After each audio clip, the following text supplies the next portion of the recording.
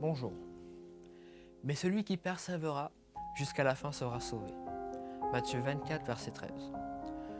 Aux Antilles, il y a deux saisons fondamentales, le carême et l'hivernage.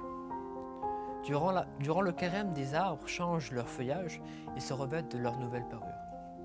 Mais pour nous, c'était surtout le début de la corvée de nettoyage autour de la maison. Si les arbres deviennent plus beaux, à leurs pieds, c'est le carnage. Pendant des jours et des semaines, il pleut des feuilles. C'est un labeur sans fin. On aurait dit que les arbres se moquaient de nous et que les alizés étaient leurs complices. Pourtant, il fallait inlassablement se mettre à l'ouvrage pour maintenir propres les alentours de la maison.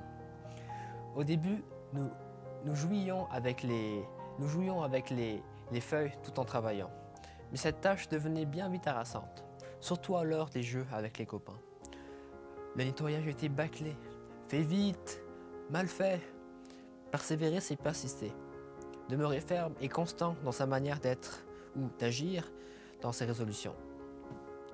Débuter une action est en général plus motivant que de l'achever. Le commencement est exaltant, car nos émotions et notre force morale se trouvent à leur maximum. Mais quand la routine et les difficultés se présentent, l'envie s'érode peu à peu.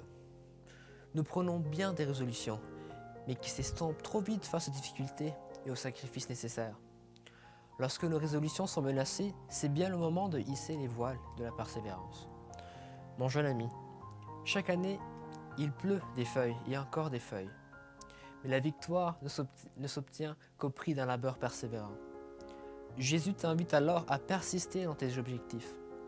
Chaque petite victoire, chaque petit ou pas nouveau départ te fortifiera sur les suivants.